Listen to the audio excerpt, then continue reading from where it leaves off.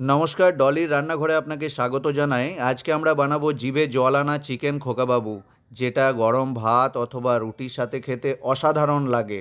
নাম খোকাবাবু হলেও এর স্বাদ মিষ্টি এবং ঝালের মেলবন্ধনে তৈরি হয়েছে এক অতুলনীয়। এখানে নিয়ে নিয়েছি আমরা 500 গ্রাম মতো চিকেনের সাথে আমরা একটু পরিমাণ মতো তেল, নুন, হলুদ গুঁড়ো, জিরে গুঁড়ো, ধনে গুঁড়ো এবং এর সাথে একটু লঙ্কা গুঁড়ো ভালোভাবে 2 চামচ মতো মিশিয়ে নেওয়ার পর একটু ফ্যাটানো টক দই এর মধ্যে দিয়ে দেবো। টক দইটা 3 চামচ মতো দেবেন। 1 চামচ সয়া সস দেবেন। 1 চামচ সয়া সসই এনাফ এর মধ্যে, এবং একটা লেবুর হাফ অংশ কেটে নিয়েছি এবং নিংড়ে দিয়ে দিয়েছি এই মাংসের মধ্যে। এবং এই উপকরণগুলোকে সবগুলো একসাথে খুব ভালোভাবে মিক্স করে নেব, মাংসটা যাতে করে একদম এই রকম ধরনের টেক্সচার চলে আসে। কড়াইয়ের মধ্যে নিয়ে নিয়েছি তেলটাকে ভালোভাবে গরম করে নেবো। ওপর থেকে দিয়ে দেবো পেঁয়াজ কুচিগুলো, যেগুলো পেঁয়াজ কুচি করে রেখেছিলাম স্লাইস আকারে। সেই সমস্ত পেঁয়াজগুলোকে ভালোভাবে নাড়িয়ে চাড়িয়ে গোল্ডেন ব্রাউন করে নেবো।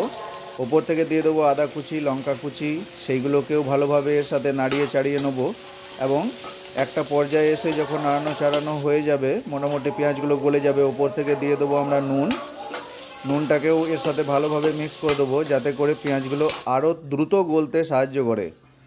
এইভাবে কিছুক্ষণ নাড়াচাড়া করার পর আমরা ওপর থেকে দিয়ে দেবো 1 ঘন্টা ম্যারিনেট করে রাখা চিকেনটাকে এর সাথে দেওয়ার পর একেও ভালোভাবে নাড়িয়ে চাড়িয়ে নেব, যাতে করে এটা একটা খুব সুন্দর কালার চলে আসে এবং যে জলগুলো আছে সেই জলগুলো পুরোটাই শুকিয়ে যায়। এবং জলগুলো যখন পুরোপুরি শুকিয়ে যাবে, আমরা এর সাথে আলাদা করে আর কোনো মশলা দেবো না, কারণ কি অলরেডি এর মধ্যে মশলা ইনবিল্ড আছে। প্রথমেই আমরা দিয়েছিলাম, শুধু দিয়ে দেবো ওপর থেকে 2টো টমেটোগুলোকে না কেটে এর সাথেই আমরা যেটা রয়েছে ভালোভাবে কষিয়ে নেব। কষিয়ে নিতে নিতে এক সময় এমন আসবে যে ওপর থেকে যেটা রয়েছে, ওপর থেকে টমেটোর যে ছালটা আছে সেটা উঠে যাবে, আর ছালটাকে আমরা ছাড়িয়ে দেবো এবং বাইরে ফেলে দেবো।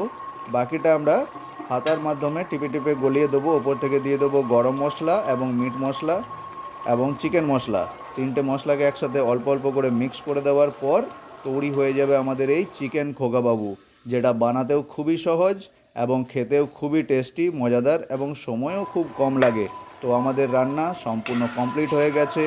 তো আমরা এটাকে এবার টেস্ট করে দেখব। দেখুন বন্ধুরা, কীরকমভাবে লেগ পিসটা একদম পুরো গলে গেছে, যেরকম হওয়া দরকার। ঠিক আছে, পারফেক্টলি। আর এটা গরম ভাত এবং রুটির সাথে খেতে অসাধারণ লাগে। ভিডিও ভালো লাগলে একটু লাইক, কমেন্ট, সাবস্ক্রাইব করে দিও বন্ধুরা। দেখা হবে নতুন